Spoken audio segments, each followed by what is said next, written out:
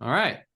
Thank you guys all for showing up tonight. We got a good amount of people online, healthy amount online and on via Zoom. We'll get a lot more showing up here in a few minutes. We got a big agenda, a lot of stuff going on in District 1 and the city as a whole. A lot of big stuff, actually.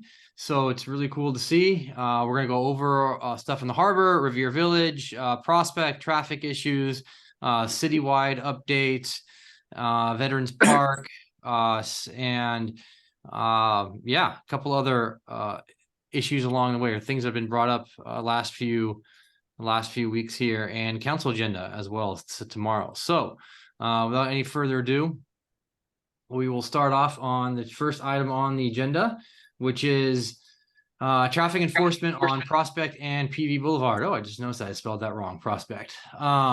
So there's been a lot of talk last few months about traffic enforcement on Prospect, PV Boulevard, Revere Village, and Esplanade, amongst many other areas.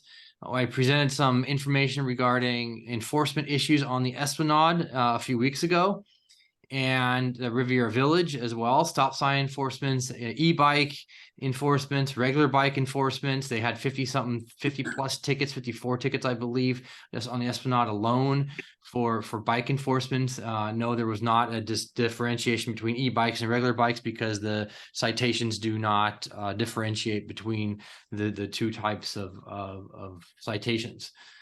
We in Rhode Island do have a program where if you get a citation on a bike, you go and get, instead of it going on a record, you can go to a traffic school so it doesn't go on your record. So that's good for the traffic officers to use. We started that in Redondo Beach a long time ago. So regarding traffic enforcement on Prospect, it's been come up many years now regarding speeding and enforcement. And I asked the chief to pull some stats and some data from the last couple of years. We've changed systems, how we record the information. So in short here, I'll tell you that we've got, let's see, 369 total citations, including speeding, from on Prospect from north to south Redondo. So all the way from Hermosa Beach all the way down to the end here, Torrance. And that's in the last 2 years. And vehicle burglaries along avenues and the Prospect in the last 2 years, there have been 8 that have been reported. And when it comes to, let's see, at traffic accidents, 23 traffic accidents in the last 2 years. Now, it doesn't seem like, from what I got from the chief, that there's been an increase or a decrease. It's just been very consistent across the board. They have seen, let's see here, 48,000 cars a day for traffic. I think I remember that number correctly, I want to say. Vehicle. Let me make sure I have that information. 48,000. Let's see here. Yeah, 48,000 cars a day travel down Prospect, and traffic is increasing. The amount of volume that happens down Prospect, so it's not decreasing. And this last year, we have hired 2 new officers, going from 96 to 98 officers. And I'm going to go and do the public works presentation here. I'll show my screen so that you can see what the public works is going to be getting here at the end of the month. This is their presentation that they will be getting. So currently we are at 98 sworn personnel. So for a long time, last few years, we haven't actually been at a full complement, and meaning we might have had 96 sworn officers in our budget, but we were down this last June down to about 86 or so officers because of injury and retirement. And we just actually retired one officer, John Naylor, who's the captain, and he just retired a week or so, a week and a half ago. And we have people in the queue ready to go for other officers that are going to be retiring here in the next few months. It takes roughly 6 to 8 months to hire an officer at its quickest. So we have a traffic team here in Redondo, which comprised, if you can see here, 1 sergeant, 1 traffic investigator, and 7 motor officers. And they utilize everything from the motorcycles to regular patrol cars. In fact, one of the patrol cars was out today. On PV Boulevard. Just let some people in, sorry. So, and it doesn't mean just because there's only 7 motor officers assigned to the unit, doesn't mean any officer can't enforce traffic citations, just that they aren't detailed to that specific type of activity. So I want to make sure that it's perfectly clear. Any officer can perform citations. So here's what we have in Redondo: 127 miles of roadway. That's a lot of roadway. A lot of stop signs, just simply adding stop signs everywhere. People have been doing that in North Redondo. People end up just driving through stop signs. So the more stop signs you have, the less compliance you'll get. And when it comes to speeding and enforcement of speeding, traffic tends to be, you can do an enforcement action, and within a few months, it might go back to normal. So you'll get, like we got on the Esplanade here a few weeks ago, a traffic detail enforcement on an entire weekend, and that will kind of herd everyone into compliance, so to speak. But a few months thereafter, it'll go back to kind of the status quo. That's why on Prospect we have installed one of the traffic electronic meters there on Prospect, and they've also put up the electronic signboard as well, which records all of the data. And so we have exact information. So for instance, of the 46,000 vehicles that travel south and west on PV Boulevard Prospect, the average speed was 23 miles per hour, and the peak volume of traffic was between 8 and 5, and the average speed at that time is 23. So during the trailer deployment, when we had the trailer going out, there were 962 vehicles were between 41 and 45 miles per hour. So that represents 2.1% of the total vehicles. And this is all from the traffic trailer that gets put out there. 205 vehicles go into 46 to 50 miles an hour, and 25 vehicles at 51 to 55. So no vehicles were caught going greater than 60 miles an hour. So of the 46,000 plus vehicles, 45,000 were going less than 40 miles an hour, which is, I believe, is the posted speed limit. So we're talking about very, very low numbers there on Prospect of people who are speeding. And so the other issue that has come up is noise issues regarding mufflers. So before we go on to that, let me talk about the educational approaches that we've utilized here in Redondo. In fact, let me grab something here real quick. Some people have seen, maybe if you can see this, but there's a little Drive Slow Redondo. If you can see this, Drive Slow Redondo, it's a license plate holder, and it is something that was started here in June. May, and Drive Slow Redondo campaign banners, so all the way around Redondo Beach to get people to notice to obey the traffic signs and traffic laws.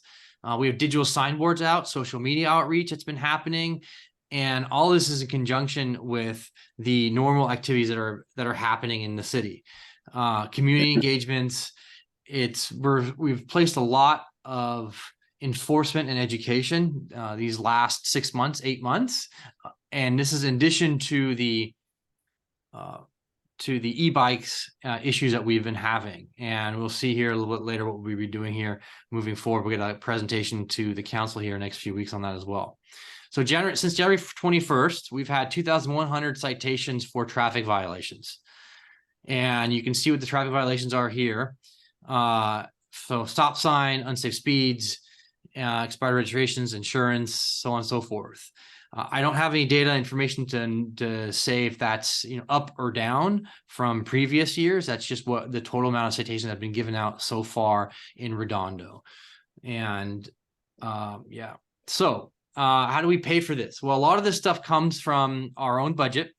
We have to, a lot of these educational enforcements and specific educational campaigns, excuse me, and specific traffic enforcement. So like you'll see DUI enforcement actions and specific on a Prospect, for instance, a couple of years ago, we had a specific enforcement on Prospect where we used multi-jurisdictional officers, jurisdictional resources, excuse me, from officers to equipment. And that was come from grants from the state to get these, and regional grants from LA County to get these types of enforcement actions happening. And so it comes from a variety of sources. And as you can see here, we got $155,000 from the STEP program for enforcing, reducing the traffic and injury crashes and alcohol and other primary issues. So pedestrian and bicycle traffic safety program, $61,000. That's what we've gotten for grants so far. So that's, we would live off grants in Redondo for a lot of these actions. And what we're continuing to do here to deal with traffic is deal with educational approaches, citations. We're creating an e-bike task force from the different departments in the city of Redondo. And of course, partnering with the Redondo Beach Unified School District for e-bikes. That's been a big deal for e-bikes. A lot of kids nowadays go ahead and only use their e-bikes, don't use regular bikes. So let's see here. Going to noise issues, because that's been an issue here of late. A lot of people have been asking questions regarding that. Maximum permissible interior dwelling sounds, the levels. Basically, this is a fancy graph to basically tell you that allowable interior noise. So if there's noise outside, it can be a maximum reverberating inside your house at these decibel levels inside the house, if that makes sense to you. So motor vehicles operating on the public right of way, here's the vehicle code. And the vehicle code basically has guidelines set up. So let me see if I can highlight the text that we're looking for here.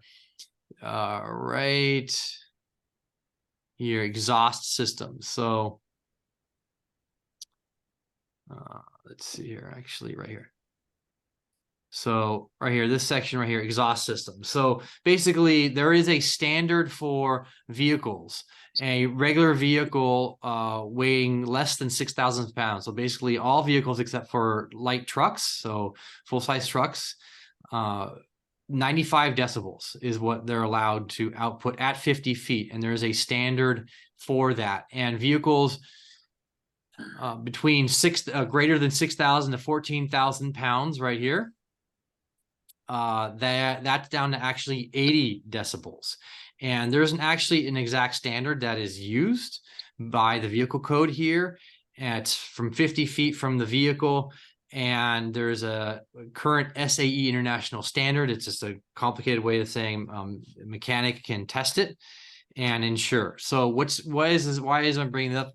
Why is it so important? Is because officers can't just give out a ticket for a loud muffler. They actually have to have a sound device. They actually have to decibel reading, and they actually have to go through, look and inspect the exhaust system. So if you see here, right here, shall identify right here, shall identify make possible model year lifespan vehicle identification and test it, and make a model of the systems installed in the vehicle. So that's important because our officers, we haven't had officers who are trained in loud noise violations and I say loud noise in violations to our standard of, I keep going back, interior dwelling sounds. I don't think we've ever had that. So one thing that I got in the budget here with Councilmember Lowenstein this last year was for us to actually start to train our officers with the tool, decibel meter, and to be able to go out and be able to tell how loud either vehicles are, or the power plant is, or a neighbor, if there's a noisy air conditioner. And so it's an entire training process. We've sent 2 officers to LAPD to go through this training, and they have to be certified to use the tool. The tool has to be certified, and there has to be specific items that the officers can cite on, and they have to be able to prove that, for the citation to actually hold up in court. So this is something that we've started doing here in the last 6 months, spent money on and moving forward with. It's not something that was addressed many years ago, and because of the complaints from the power plant, vehicles in the Riviera Village, on the Esplanade, on Catalina, particularly the motorcycles and so on and so forth. So, and remember, we also have the issue of PCH and other areas in the city where we actually have to, you can't just enforce it all the time, or have it make it automatically enforced. It has to be an officer who's trained on the equipment to actually be able to give out the citation. And let's see here. So that brings me up to most of the issues here. Oh, there's also something I want to bring up regarding, I don't know if I brought this up earlier, regarding citation or traffic, what do you call it? Car break-ins, 8 vehicle thefts along the avenues in Prospect, and like I said earlier, 23 total traffic incidences. So I have all of those information, and it was sent to me from I'll show this to you here. You guys can see that this is the accidents that were recorded on. It's actually 22 accidents. They actually gave me the wrong number. 22 accidents here. That shows you all the accidents that have been reported to the police department. So if there was an accident, minor fender bender, something happened, the police weren't called, those would not be included. And you can see here how many injuries were included. So of the 22 here, 1, 2, 3, 4, 5, 6, 7, 8 included injuries. 1 was a DUI. Excuse me, 2 were DUIs, and 1 was pedestrian versus bicycle without a helmet. So and a lot of these were actually hit and runs. 1, 2, 3, 4, 5, 6, 7, 8, 9, 10 hit and runs. A couple of years ago, when we brought this up at my community meeting, we had Public Works at the community meeting, and a lot of ideas were brought up in order to slow traffic down for traffic mitigation. And I'm always a big fan of rather than using traffic enforcement, designing, building our roads to automatically slow people down. So center medians and bringing the roads tighter in, or doing things that force the drivers to slow down. It was been brought up that we can put in speed cushions on Prospect, or that idea is not possible on Prospect. Speed cushions can only be used on residential streets, not on streets like Prospect or PV Boulevard. We've speaking of PV Boulevard and some of the surrounding streets, we spent a lot of money these last few years on installing LED stop signs, installing high visibility traffic stop signs and crosswalk stop signs around the schools.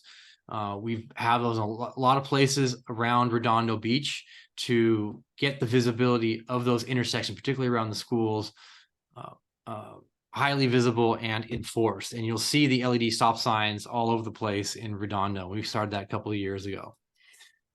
Let me go to questions. If anyone have, let me stop the screen share. Anyone have any questions? I do. Go ahead, John. Okay, the statistics you were mentioning about this traffic on PV Boulevard or whatever, I assume that's from the statistics Captain Naylor provided from having the signs up on PV Boulevard. That was Prospect. The numbers there was 2 sets of statistics. I had Prospect numbers for the 46,000 vehicles that go down with the. That's PV Boulevard. That was PV Boulevard. Let me check here. he sent me the report, and 46,176 was PV Boulevard. Traveling southwest on PV Boulevard, south of Prospect Avenue. So, so it was on well, south of on Prospect. PV So Boulevard. yeah, so that intersection there. Okay. So number one, there were actually, he didn't measure all the speeding. He measured certain speeding events, but not all of the speeding. The speed limit is 30 miles per hour. There were 31 to 35 with 6,848, 36 to 40, 3,274, 56 to 60 were 12. That's a total of 10,134 additional speeders. It was not calculated in his report. The speeding traffic count was only one direction. It was never measured in all four directions, which I thought was going to happen. In one direction, if you double that just on PV Boulevard, then you can double all the statistics probably. Okay, the speed sign was 45 feet from Prospect Boulevard. If you were sitting at a red light going down PV Boulevard towards PCH, the speed sign was 45 feet from the intersection of Prospect. Most of the cars rip roar out of there, and by the time they hit the sign, they may have only been going 30 miles per hour or 35. By the time they hit Irina, they were going 40 or 50. So the sign was not placed properly. Again, I thought the sign was going to be placed in all four corners so we could get a really accurate measurement of what's going on in this corner. So all those statistics are skewed. They're not really accurate at all. Captain Naylor spiked the football, and I told him, I said, I don't think they're very accurate based on, if you look at the columns, he only yellowed certain columns. He didn't yellow all the ones that were speeding columns. So I think that whole thing is skewed. And I think the only way to get an accurate read, yeah, that's the one. Well, look at the columns to the left. The speed limit is 30 miles per hour. It's not 41. It's not 38. It's 30 miles per hour. So look at 31 to 35. Look at 38 to 40. And then look at 54 to 60. Okay, those were not taken into account. Why? The speed limit is 30. No, okay, now let me add. There are 3 schools within 0.6 tenths of a mile on the Prospect Boulevard. The other night or the other day, and I recorded this and I sent it off to whoever, whether it's 2 motorcycles sat in front of our house. They revved their engines at 8 o'clock in the morning. There are people crossing the street with their children. They rip roared with a light turn down the street. They must have been going 50 by the time they got into their gear. And this is not acceptable. This is a residential neighborhood. There's 3 schools within 0.6 of a mile of each other. We cannot live like this. It's lowering our standard of living. Something has got to be done about this.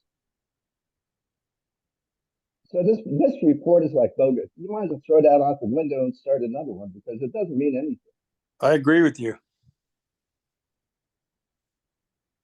Okay, thank you. You know, They were supposed to put the sign, the speeding, the radar thing up in all 4 corners for a period of a week each one. They did it in one corner and then they shoveled it, sent it off somewhere else, and that was the end of that. To this day, that sign has not come back. And I don't know what the date is on here. Whatever. Okay, and 2020, 8/29. Okay, so it's 11/20. That sign has not come back. That thing has not come back to this intersection since then. So this report is like you might as well throw it out the window. It's bogus. It's pointless. okay, I will bring that up with the police chief to see if we can get the other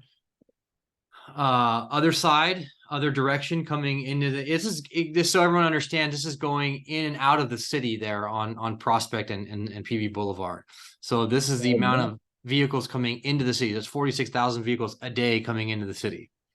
That was put up on PV Boulevard going down to PCH, and it was 45 feet from Prospect. So if there was a red light, and these clowns in their muscle cars take off, by the time they hit the sign, they might have been going 30 or 35. By the time they hit Irina, they're going 40 or 50. And they're emitting all this noise. And the noise is one thing. If they weren't speeding, you wouldn't hear the noise. Yeah. But anyway, yeah. So the statistics are pointless. just throw them out the window and start again. Well, you know, they have police department has been out there for the last few weeks, handing out citations in this very particular area for noise violations of mufflers and No, traffic no, citations. no. So Look at, keeping that I, in mind, you know, when report, you have hold on, let me finish. I, re, 46,000 vehicles a day. You know, there's a lot of people coming in and out of the city. Maybe they're just driving through to PV, and you know we can attack it every single day. But when there's people coming from outside of this area who don't know with these issues, muffler issues and noise and speeding, right? That's why it tends to be I don't want to say whack-a-mole, but a consistent issue. So that's why you're probably seeing what you're seeing. They are doing something about it, but I will definitely bring this up to the police chief regarding these numbers and ensuring us getting the numbers on the other side. So coming out of the city and going from there, and as well as getting some updated citation information for what they've gotten. I appreciate it, but you know, the neighbors here say this is a racetrack. This is not a residence. This is a racetrack out here.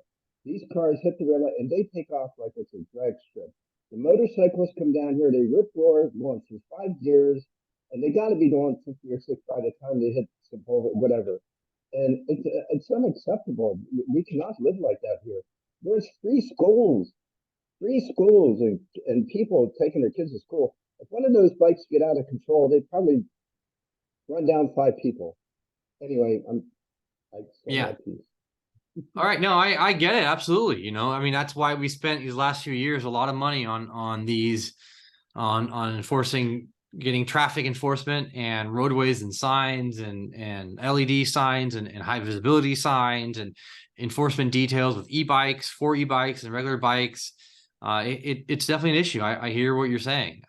We spent a lot more time and money on this than ever before. So are there any other comments from anyone else? Let me add. I just suggested they said my driveway. I mean, I see all this stuff. I don't know if there's some regulation they can't or whatever. All you gotta do is put a motorcycle cop in my driveway, and you will catch all this stuff going on, and you can eliminate it by having somebody be there for a couple minutes every day. Come by, you're doing whatever. Come by, sit there and have a cop, do whatever. You'll find. I mean, I see that's where I see it all going on. One more question: what is going on with the speed camera situation? I see that they're approving it in certain areas, where especially where there's schools and maybe heavy accidents. You mean automatic speed cameras that give out automatically a ticket? Well, I see it's been approved in certain areas. No, we don't have any automatic speed cameras. If you're talking about our areas here in Redondo Beach, that's not true. That's other cities have done it, but the problem is right now in other cities that have done it, they actually aren't really enforceable. They just give them tickets that look like tickets, and they haven't been able. They don't actually collect on those. Well, that would probably be fine if they even did that. But okay, yeah. I'm finished. Thank you for hearing me out. You're welcome. That's why I'm here. And why are these? So these stats, some of them are posted online. There is a link on the website. If you go to the police website or police portion of the website, I can try to find it and post it on here, but it's under transparency for the Redondo Beach Police Department. But some of these are very specific stats and information for these enforcement actions. So you won't get these specific statistics. So let me see if I can find. You'll get the crime information and police services all there online. Permits, yeah, I can't find it right now, but that's so. Let's see what else. Are any other questions or comments? What excess recovery? All right, discussion. No street signs. Okay, let me look on Facebook here real quick before we move on to the next. Oops. Niels, can you hear me? Yes, sir. Yeah, this is Anthony Magana. I live on Halberta and PV Boulevard here. Yeah. Hey, Niels, I am going to have to agree with John fully in regards to what's going on out here. As you know, we have spoken numerous times in regards to the issues out here. And this goes back from day one when you were actually elected into office. And that was one of our main concerns when we elected you. And it's an ongoing problem, and it's gotten worse. And John is absolutely right. It's a drag strip here. And I've called numerous times down to the PD where Ray, the crosswalking man, has almost gotten killed out here. And I had the girl at dispatch tell me, well, why are you calling and why isn't Ray calling us? I mean, come on now. You know what I mean? That to me, that is totally unacceptable. Okay. I called down there again today in regards to people running the stop sign. You know what the watch commander told me? Well, I have nobody sent out there right now. I had 3 guys call in sick, excuse after excuse. Okay. I'm a taxpayer in the city. I'm not here to hear excuses. You know, when I call down there, I want some action. I want an officer out here. I know they can't come out, you know, when we call every time. I understand that. And I'm not asking for that. Okay. But when you're sitting there telling me all your excuses why you can't send somebody out here, that's unacceptable. You know? Yeah, And this is a watch commander. Okay. And he wants to sit there and argue with me on the phone. And I said, sir, I'm not here to argue with you. You know, I've been here for almost 38 years living in the same location. I've seen it. I've seen it get worse from good to worse, like it is now. And I also questioned him in regards to the, as we talked before, in regards to the big rigs. This is not a thoroughfare for big rigs. Okay. I still haven't seen anybody out here mandating or giving tickets to these 18-wheelers. Okay. And you and I spoke about that 2 days ago, 3 days ago, whatever it was. Okay. Yes, an officer finally came out today, later in the afternoon, and he must have caught about 6 or 7 people that ran the stop sign. So yeah, I'll let you finish. Sorry. So I mean, John is right. From Prospect coming towards the beach, it's like a racetrack. From the beach coming to Prospect, it's like a racetrack. By the time they get to my intersection here, coming from Prospect and PV Boulevard, they're doing 60. I'm not kidding you. You know, and that's all the time. Like this morning, I got woken up at 3 o'clock in the morning, 2:30, 2:45, with 2 big rigs coming down the street to make a delivery. You know, I mean, he's right. This is not a thoroughfare for these trucks to be going through. You know, and all these souped up cars, it's gotten worse. And we need your help, okay, as residents, to make something happen, because I mean it's getting worse, and it's only going to get worse once Legato's done. When Legato gets done with that project there, you know, and I know it's going to be even worse. You know, so Yeah. I want to pick your ear, but you know, I'm going to have to totally agree with John in regards to everything that he said. And they don't want it. And I told the PD today, I said, you know, I'm going to call and I'm going to keep calling. I don't care if you like it or not. Yeah, I get it, Anthony. We talked day before yesterday regarding the 18-wheelers. I had no idea what the 18-wheelers. I'll tell you right now, the 4 citations were issued today between this morning and this afternoon. The cops were there for a longer period than what you think. Hold on, let me finish. And they had 4 citations. So in a combined effort, so between all day long. So you know, things are happening. It's not happening probably as fast as you'd like, but traffic is also, you know, rising with everything that's been happening in the last few years. So we have done the LED stop signs. We've done more traffic enforcement. But I hear what you're saying. When you call into the city of Redondo Beach, the police department, you shouldn't be getting excuses by the police department. I agree with you 100% on that. Excuses. I'm going to tell you right now, I'm tired of excuses, because I pay taxes in this city, and it's unacceptable. And that's like, you know, like I told you, you know, the other day, something has to be done. This has been going on too long, you know, and it needs to be addressed. You know, you know, when you guys talk about this, you know, if what's happening right now, the increase in traffic enforcement, the increase in striping, increase in LED stop signs, increase in high visibility signs, increase in traffic enforcement actions, increase in officers, increase in number of traffic enforcement details, if increase in funding for all these programs, increase in grant, us going out there getting grants. If all these increases aren't working for you, I need to know from you, what do you think will work and help me out, so I can go to the police chief and say, hey, listen, what about these ideas? What are we getting here? Because I'll tell you, why don't you come to my house tomorrow morning? I'll be here, and then we'll talk about it. And I'll actually show you what's going on. Yeah, I see it. I know, but I'll join Tony. I'll join Tony. Yeah, listen, I see it. I've driven through there many times, but I'm here to help advocate for you guys. But if you say whatever's happening isn't working, then we need to try something different. So that's the problem. We've tried how many things and it's still not working. Okay, So- you're talking about spending all this money. Okay, then maybe that all the money that you're spending is a waste of money. That's exactly what I'm getting at there, Tony. And that's what I want to get to. I don't want to spend money on all these different services or things that we're doing. If it's not working, they're not working. We need to try something else. So I need those ideas. Like I told you before, and I'll keep telling you guys again, until someone gets killed or hurt out there, you're not going to do anything about it. Yeah. Well, we are doing something about it. All right. Hold on. We got Sheila Lamb who has her hand up. Miss Lamb, your hand is up. Thank you. Can you hear me? Yes. So I hear the frustration, and I know that other parts. I'm in District 4, and I know that in other parts of the city, traffic is also a big issue, and the frustration that it seems that the current package of interventions don't appear to be effective.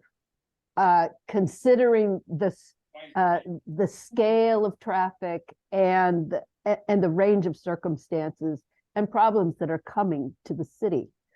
So my question would be, what are other cities? What have other cities done to address this?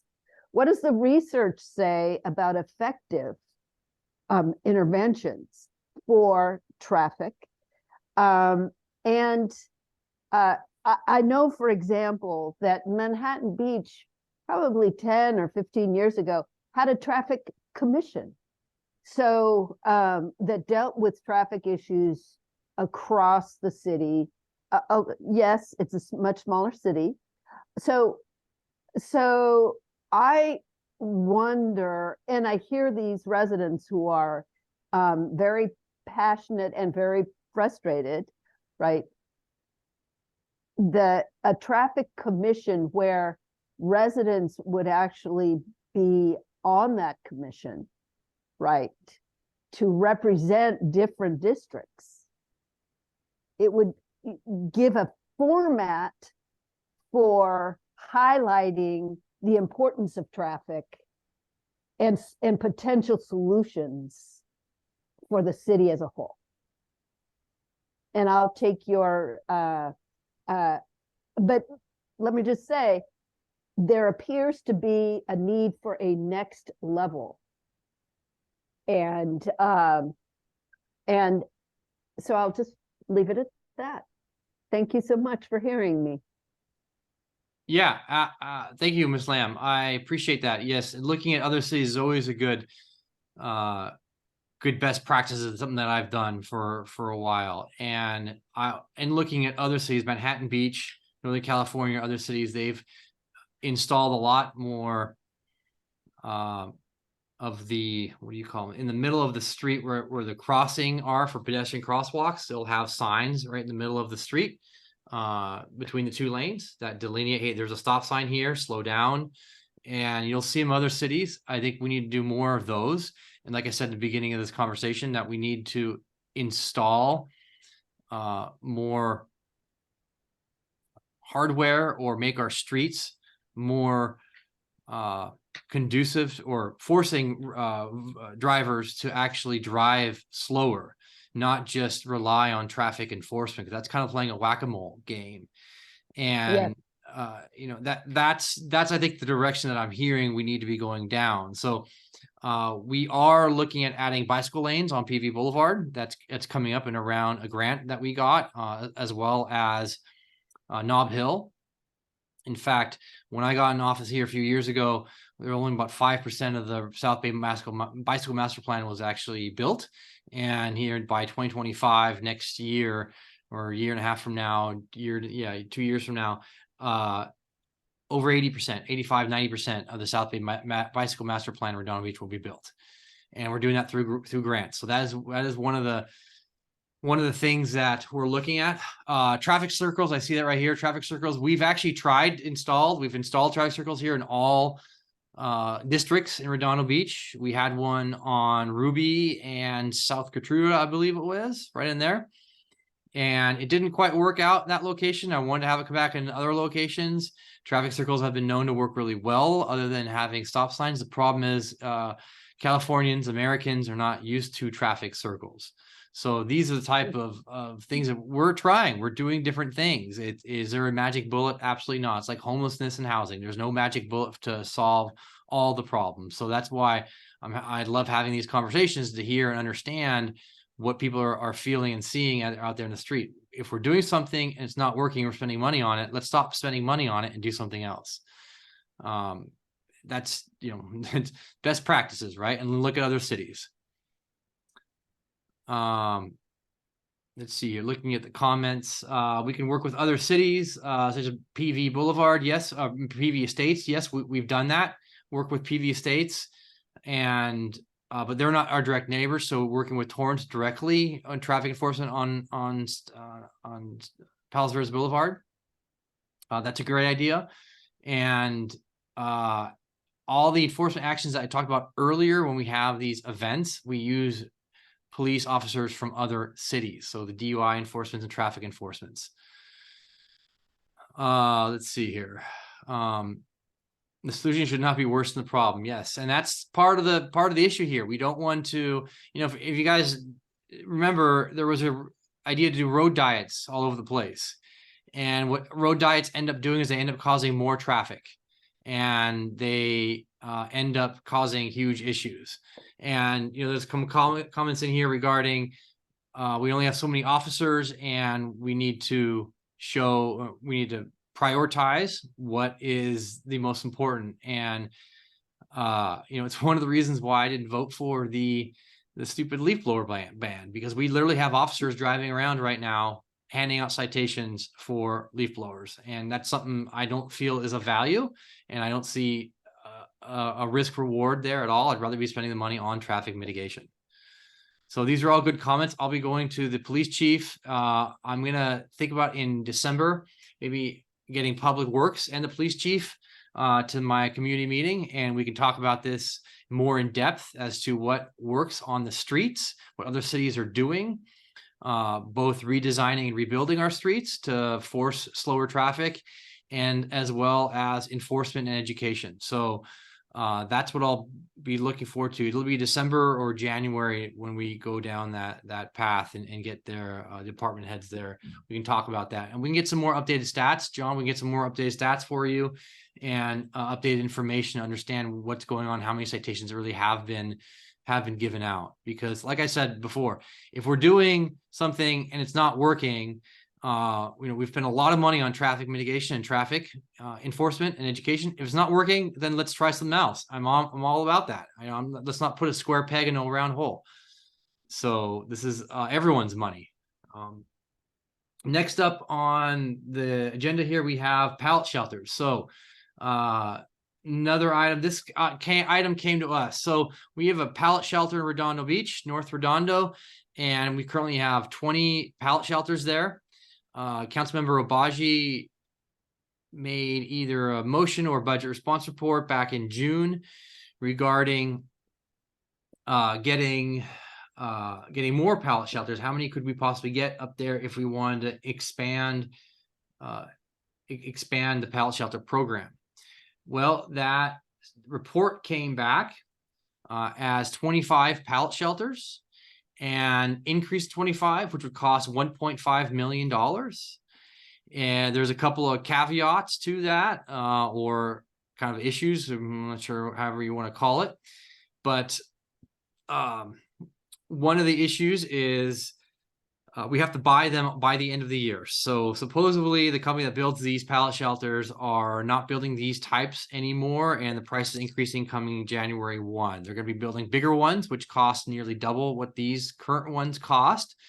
So instead of 1.5 million, they're saying now it would cost a lot more than that. I don't want to say double because there's a second part and caveat to that. Part of the problem with adding more pallet shelters is we have to actually increase the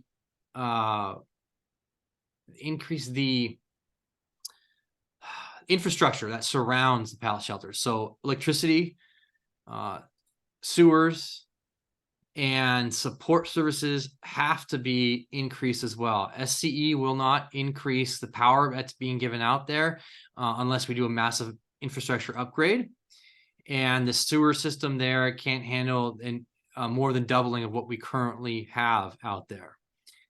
And the city attorney is moving this forward. He really wants to get these 25, they're now calling them cabins, not pallet shelters or little homes. They're called cabins now. Redondo Beach is the only one that calls them pallet shelters, the actual name for them. Other cities call them tiny homes.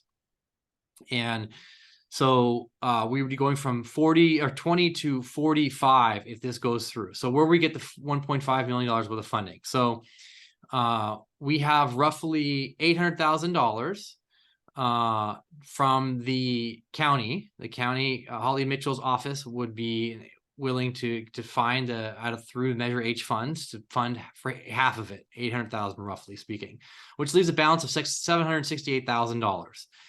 And as per the staff report, you know, there's a contingency in there. There's a lot of presumptions being made on, or I shouldn't say presumption, there's a lot of guesstimations, I should say, on SCE. So roughly $285,000 in electrical and plumbing costs that need to be done out there. So this is what's being proposed. But of course, it's not just an increase in pallet shelter.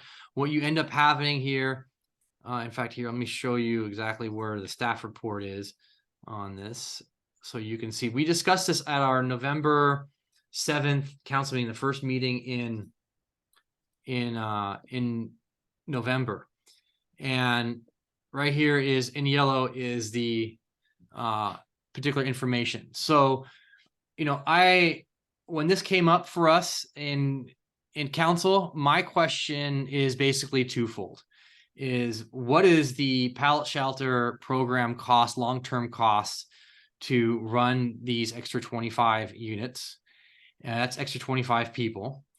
And the city attorney, this is under his department. And so he said he's not going to run again in 2025. So that means the next city attorney could just take this program and dump it and say, I don't want to do this. And then we're left with a stranded program. I suspect this will become a very large campaign issue in the city attorney, because the pallet shelter program and homeless program is not a part of the city attorney's purview when it comes to our city charter.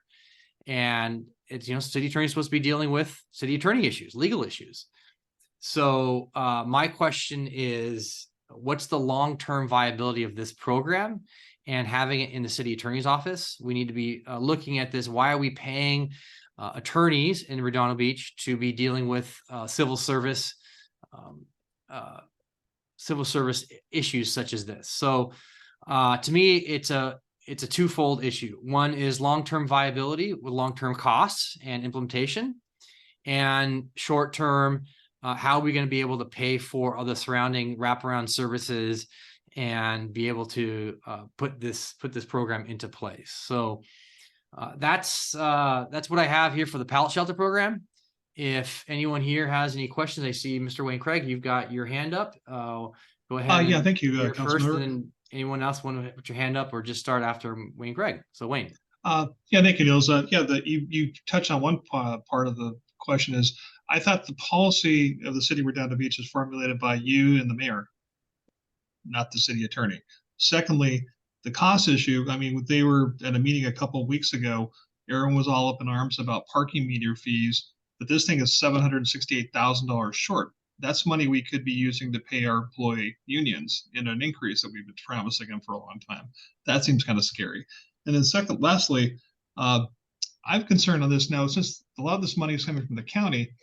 Does the county, if they give, I mean, I know we only own like about 2 or 3 of the pallets, the housing that's there right now. At some point, if the city's paying the bill for all this, can they now dictate who we put in the shelter? Because right now, I know we have this kind of agreement where we're taking people in Redondo because they have a connection to Redondo, they're in Redondo, we're giving them housing. And the idea is that this was done so we can enforce our anti-camping ordinance. Concern I have in this is, are we actually enforcing our anti-camping ordinance in the city right now? And then secondly, if we do this with the city, aren't we now opening it up to where Manhattan, Hermosa, and other cities might be sticking people in our shelters because the county's putting the bill? Okay, so you had a bunch of questions in there, and I'm sort of writing. Yeah, these sorry down about because that. It's a hot issue. So. So the first one was policy question. I forgot, what was your second question in there that you had? It was basically about the cost. We're short $768,000. Where are we going to come up with that? And I heard one council member talk about jacking prices up in the meters in Riviera Village to pay for a raise for our unions, but we don't even have enough money to pay them. So how are we going to come up with the $768,000? Yeah. So real quick. So yeah, the policy is created by the city council in Redondo Beach here. We give direction as to where we go, how we spend our money, what we're going to do, create ordinances, laws, and we take input from the city attorney. The city attorney has emphatically said that he's going to, he will not continue doing the homeless program in Redondo Beach right now. He has one open city attorney or attorney in the city attorney's office. He will not hire that position unless the charter review proposal to have the charter amendment to go to an election for the city attorney's office is taken off the ballot for next year in 2024. So the city attorney has basically said, I'm not going to move forward with anything more in Redondo Beach on homelessness unless that request by the city charter committee is taken off the table to get that off of a vote from the people. So we basically acquiesced to that demand and said, okay, we will not put that on the election cycle. And it's a real issue because, as you brought up with the cost, to bring up real quick, you talked about the cost regarding meters. It was not an increase in meters. It was to get rid of the free parking in the Riviera Village and the harbor, and ended up not happening. We do it every year for Christmas and holidays. It's a holiday season. And we do that to stay competitive with other cities. We do it because we don't want to lose revenue to those businesses down in those areas. And, you made a comment regarding our unions. There was a vote by the unions last week, Wednesday or Thursday, I want to say, to ratify a proposed contract agreement that we have come up with. So you'll see that if that was passed by the membership last week, you'll see that coming to council. I don't want to say the numbers on that because I don't know if I know they're it's not official yet. I get that. Yeah, they're not official yet. Exactly. So there's two groups: the Teamsters, who were protesting a few weeks ago, and CEA, another employee group who have made a vote last week of their membership. So who will run this program? So this is a really good question. So there are 20 currently pallet shelter cabins, little homes, whatever you want to call them. Of the 20, they're all full right now. We've bought 2 or 3 of them in Redondo Beach. We have 2 of them Redondo Beach bought. 3 of them, when I say 2 of them, originally we had 15. We asked for more. We got 5 more. County paid for 3 more. We paid for 2 more with the intent that we control those 2. The problem is the county controls the wraparound services comes through Measure H funds. So they get to really say who gets to go into these particular units at the end of the day. So if we buy another 25 of these units, you bring up a good point. Who gets to go into these particular units? The current deal we have with the county was at the original 15. The Redondo Beach residents, anyone with a tie to Redondo Beach gets in there first and foremost. So those,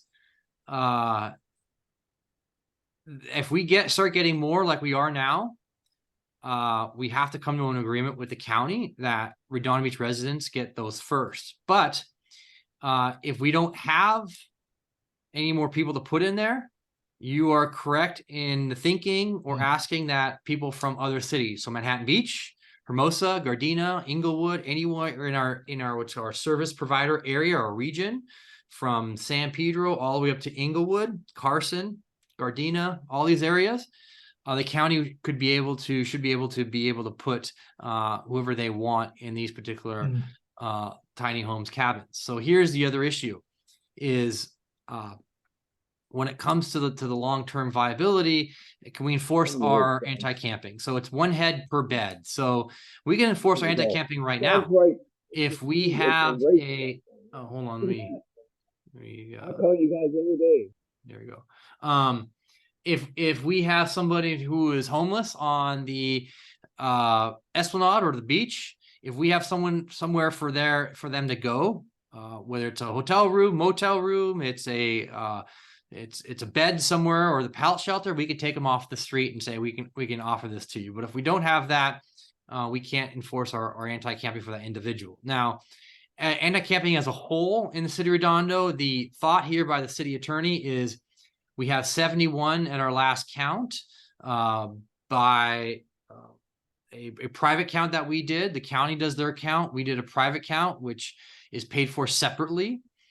And that number is 71. And the idea is if we have 80%, I think the number is, of 71, we can enforce our anti-camping throughout the city. But that's a little bit of a misnomer because you also have to do updated counts as you go along, number 1. And number 2 is enforcing anti-camping is very hard, very difficult. I'll just leave it with that. The last thing you brought up is what happens if, let's just say all this works and we go buy these 25, we now have 45. Let's just say in 6 months now, we have 30 we have no one left on the streets, and we have a surplus of 10 tiny homes or cabins. What happens then? Well, we then would have to apply to the county to say to the county, get rid of these 10. You own them, get rid of them. The county's not going to be willing to do that. They see a program that's working. They see a program that is up and running. They're paying for the whole thing, lock, stock, and barrel. And so you'll need to start convincing the county LASA leadership and the county leadership that we want to get rid of these tiny homes and the infrastructure that's associated with them. Otherwise, the county who runs this program up there will be able to put anyone they want into this particular location. That's also why we have the project room key location in South Redondo on PCH. The county sponsored that. The county is the local agency that's putting in tons of money on that. And the hope is once that gets up and running to get those 20 apartments filled with people who are currently in the pallet shelter. So the idea is to filter those 20 people from pallet shelter currently into the apartments that are being converted right now, which leaves another 20. So if you do the rough math on that, if you add another 25 units, that's 45 units. That's 45 people off the streets,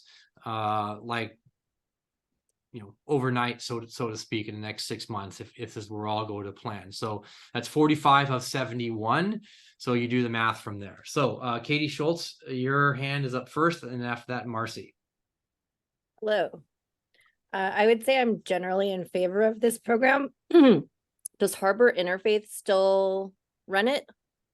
And do we know like their feedback on adding another 25? Like, did they have staff, or would we as the city like be able to help them and staff it, or do you know anything like that? Yep, yeah. So I can answer some of those questions. So I myself in favor as well. In fact, I'm the one who crafted the motion to really get this program going because it's been very successful. So while I'm very supportive of the program as a whole, I want to make sure that we grow it and in a responsible manner. And if it's working right now, I want to be careful on the expansion of the program. So the question is, Harbor Interfaith is running it. Yes, they are currently running it. Will they need to hire more people? Yes, they will need to hire more people. You cannot more than double the program there with the same amount of people. So we also provide food.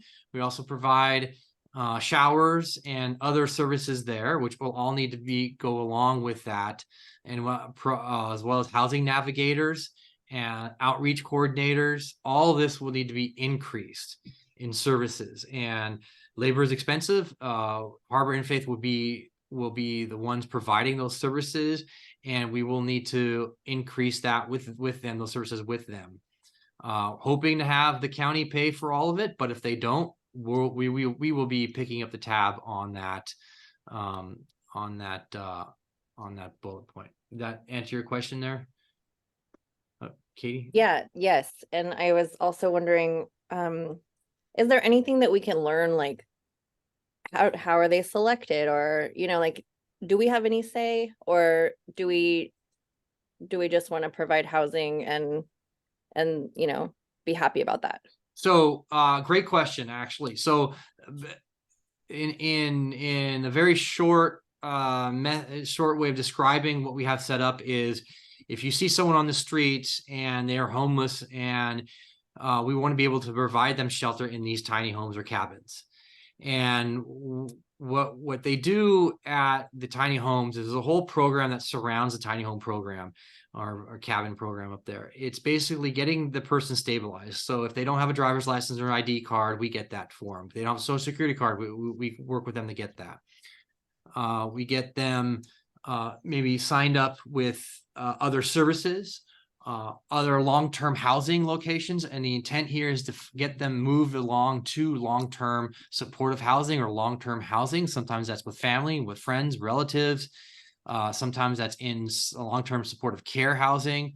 The intent is not to have these pallet shelters as long-term housing. They're supposed to be temporary. And that's where the county, they bought the Project Room Key location on PCH. They want to create the temporary or the longer term housing. Even that's not permanent housing. That's just longer term housing. So the intent all the way throughout the system is to get people have the government income or a job income or some sort of income to help pay for, or Section 8 as well, to federal funding to start getting them onto or into long-term supportive housing so they can be back on their own. And the question of who in Redondo, well, we right now it's, if you have a connection with Redondo Beach, went to high school here, have family living here, you've lived here, you grew up here for a year or more, that qualifies a connection, and you are first in line. So right now we don't take members or people who are homeless from other cities. We have first come in Redondo Beach. Marcy, Thank you so much. You're welcome. You're welcome. Marcy, your hand is up. Yes, hi, thank you very much. I agree with you about we have to make sure we grow this program responsibly. I personally don't believe we are ready as a city to take up more cabins, as we don't know the contingency restrictions that the county may have upon us. And I was looking at the report provided by the company that did the census, and I would encourage everyone to read it, to really go into the numbers. Most of the homeless are not even from Redondo Beach. And if anything, those Torrance, the city of Torrance has more land to host these type of cabins in that city. We don't want to become a regional homeless center to be like the place to be. I don't believe that serves us the city at this time. So also for everyone to know, the additional area that it was found to place these cabins can be used by our public works. Right now, the city of Redondo Beach pays money to another vendor to have an area where public works is using it. And as everybody knows, we don't have too many funds. We don't have much money to go around. So we have to be careful with how we decide to go and move forward with this plan. Yes, I mean, we can say, yeah, oh, we can put this 25 additional cabins, and you may, for one day, few weeks may ended up, providing housing, but is that sustainable? Is that fair that Redondo takes, use that particular land for that purpose when we have other needs? So I would be cautious, everyone, to just say, oh yeah, this is nice. I would encourage everyone to go and take a look at the report, because that's after I went through that report and I put something for everybody to see, the numbers. I mean, does that really, I think we're doing more. Sorry, I muted them. Go ahead. I think we're doing more than we are supposed to have done. I believe Manhattan Beach, Torrance, Hermosa, they need to do their part. Yeah. I could say more, but I'm going to leave it at that. And please do represent us, and let's do the study. And then, that's all. Thanks. So you said a couple things there. Yeah, we're doing a lot here, Redondo, more so than anywhere else. And I put up here on the screen geography of where the heat maps are for where homeless people are congregating. You'll see the harbor is a large hit in central Redondo. There's a lot of homeless activity, and then of course by the South Bay Galleria, where South Bay Galleria is at on Hawthorne Boulevard, and then very north Redondo along the 405, the in and out up there. Right now we're only taking people in from Redondo Beach that are in the Pallet Shelter program. And I agree with you. We need to grow responsibly and make sure that we manage this correctly, and keeping the cost in mind and control, because any dollar we don't get from the state or from the county, it's coming out of our pockets here in Redondo. And it is a regional issue, and Hermosa doesn't have the room, and who knows what they're doing to relocate the homeless, but Manhattan Beach doesn't have the room, or they say they don't, and they have beds that they hire out in City of Bell. Torrance just opened up a bunch of pallet shelters or tiny homes, cabins there. So there's other cities who are starting to do things and emulating what we've done. What we've done is not revolutionary. It's not new. Other cities had started it way before us. We're just taking it and combining it with other programs such as our homeless, or excuse me, our court, homeless court that we have set up in Redondo. So as well as other services. So it's not a simple fix of just getting more pallet shelters. Once you get someone into a pallet shelter, you need to find the long-term supportive care housing for them long-term. All right, I'm going to go to comments here on Zoom. Bill, can I ask a question? Yes, sir. Go for it. Couldn't figure out how to raise my hand. So a couple of points. First of all, the cost issue is a big one. On budget and finance, we've asked to see cost figures on an ongoing basis for the homeless program. And there are issues in the cost that are difficult to measure, but this thing can get out of hand. And that's a big concern. The idea of adding another 20 units when we don't know what the long-term funding is going to be to a budget that is somewhat strained right now, that's problematic. And I just wonder if City Council is taking a look at the long-term cost possibilities here. That would be my suggestion. I'm all for taking care of as many homeless as we can afford, but I don't know how many we can afford, and I don't know that we're properly accounting for the total cost on this. The comment mentioned a moment ago that the area we'd be using is an area used by public streets now for storage of equipment. And if we use that, then we've got it. Do we really have to go rent another space? And I hope that cost is properly accounted for in the total figures. I don't know that it is. So the cost is a big issue that I would question.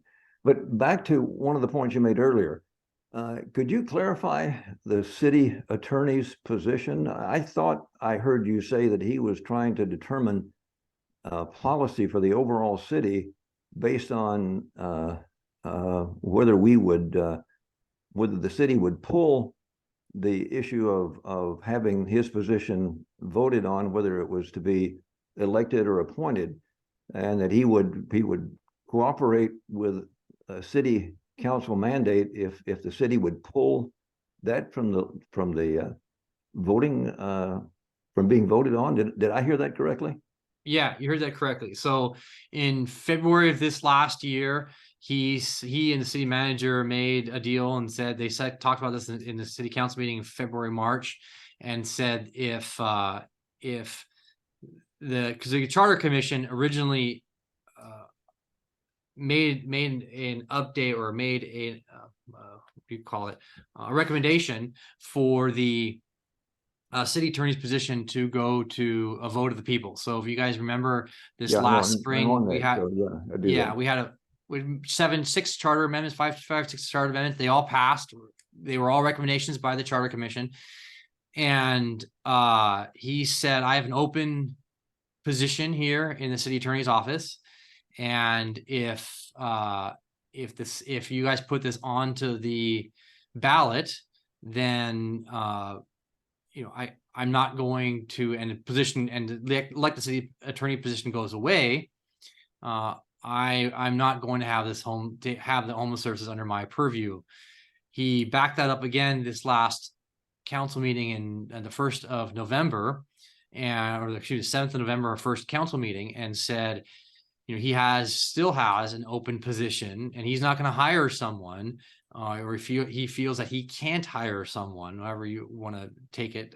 That's what he said. He's not going to hire someone. He can't hire someone to fill that position if they're not going to be there for more than a year, or only 6 months, 8 months or so. So he said to us again, while this could be on the fall election of next year, if we do put it on to the election of next year, he is not going to deal with this all these homeless services.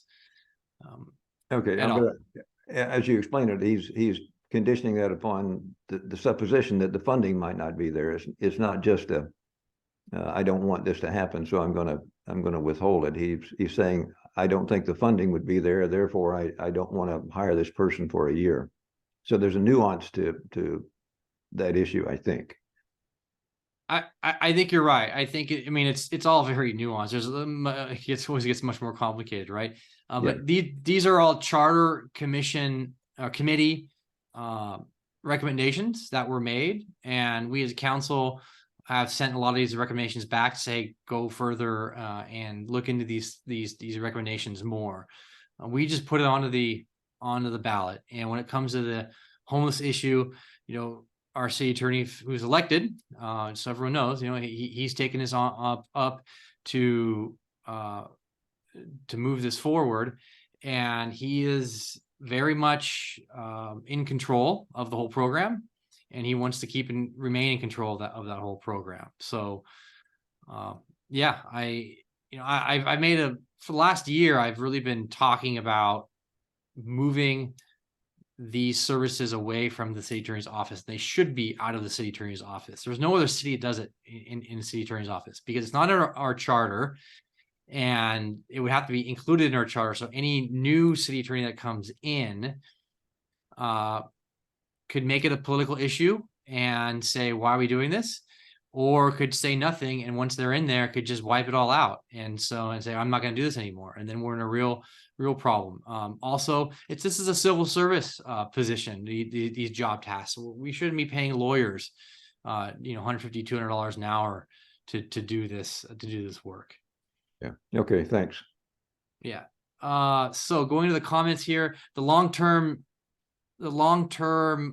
situation, the long-term goal here is to get people off the streets into the tiny home program, and then into long-term supportive housing, which then creates that cycle where they can support themselves. That's the long-term goal here. And we've hit a little bit of a slowdown because we actually have rented some apartments in Wilmington as well. It was on the agenda here a few weeks ago. So we have apartments in Wilmington that we're renting, and we can send people there as well. So that opens up more opportunities, which is also, I believe, paid for by grant funding. But again, that's kind of a look over here business. It takes staff time to set all this up. It takes staff time to direct it. It takes staff time to move forward with all these initiatives. And we don't get grant funding for that. We don't get grant funding to move these initiatives forward. And that's a very clear point I want to make for people. We're paying for all this activities in many different ways that isn't reported. Let's see here. Because we the people chose to run the state and LA County supervisor living situation proliferate. Yes. Redondo Beach is not providing permanent supportive housing. Permanent supportive housing is a whole different ball game. And I'm not sure what bedroll is secure. So we can get Mark writing Boise versus campers enforcement met with a simple bedroll secure area. So we need to get a number of people that are currently homeless. So point in time count. So we can't just say once a year and then show up in December and say, we need you to move. We need to actually provide one person to a bed. That's really what it comes down to at the end of the day. If we want to move someone off the streets and get them not to camp in a park or the roadway or bike path, we need to have a place to put them. That's essentially the crutch of the situation. Can they add more in Torrance? I don't know. I don't deal with Torrance and what LA County worked out with them. See that we have other areas of store of equipment. I don't know. Moving things around, growing this program is yeah. We have to be careful. We only have so much real estate that's owned by the city of Redondo Beach. So we need to Wilmington is a great plan. We need to be careful about where we're placing people for long-term supportive housing and where we don't want to be looked at where we're shipping out our homeless people to other cities. We want to make sure they're stabilized, they have income, that they have stability, that they won't become homeless again. These are all the issues that other cities deal with. Manhattan Beach just rents, there's a group, and Be Safe. They just rent 2 or 3 beds in Manhattan, in the city of Bell at a shelter, and then they ship them off there. That's a very dicey situation. I'll just leave it there with that. Let's see, go to some online comments. Facebook. Let's see, Mike Webb has done fantastic things with the city homeless issue. There sees, I know we need to find room. We need to find room for the homeless in order to enforce the laws. That is absolutely true. Prioritize this, but as we saw by the prior discussion a few minutes ago, traffic enforcement, that's expensive. Things that we're doing there, we spend a lot of money on our police department, and public safety represents 75% of our total budget, 72% to be exact. But who's counting? I am. And we have a lot of others, like Jerry said, we have a lot of other strained items in our budget. Last year is the first year where we had a real surplus in our budget. And I'll just say that that's probably not going to happen for a while. We just got our CalPERS information. CalPERS, they were down 22% on their investment portfolio this last year. So that means we're going to have a significant increase in our liability because CalPERS cannot manage the retirement system properly. 22% decrease. They lost 22% value last year. So expect that to come back and hit us really, really hard. And that's going to be moving forward. We do have record revenues in the city of Redondo Beach, but that's it. I mean, what city doesn't have a strained budget? I'll just end up with that. I don't know a single city that doesn't have a strained budget. Project Room Key, well, it was supposed to be opened up a year ago, well over a year ago. I couldn't tell you when the new opening date is. They said December, January, they said November. I don't know, sometime in the future when the Project Room Key is going to be open. Couldn't tell you when.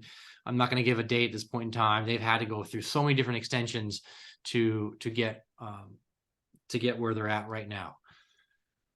All right. So if there's no other questions anyone has, blurt them out now. We're going to move on to the next topic. I have to go through these real quick. Logo design update. So let me know in your comments. A lot of people have showed me already or told me their comments online. If you want to jump in now, I'm going to show the logo that we have come up with. And let me find it here so I can show it to you guys. Let's see here. Where is it? Here it is.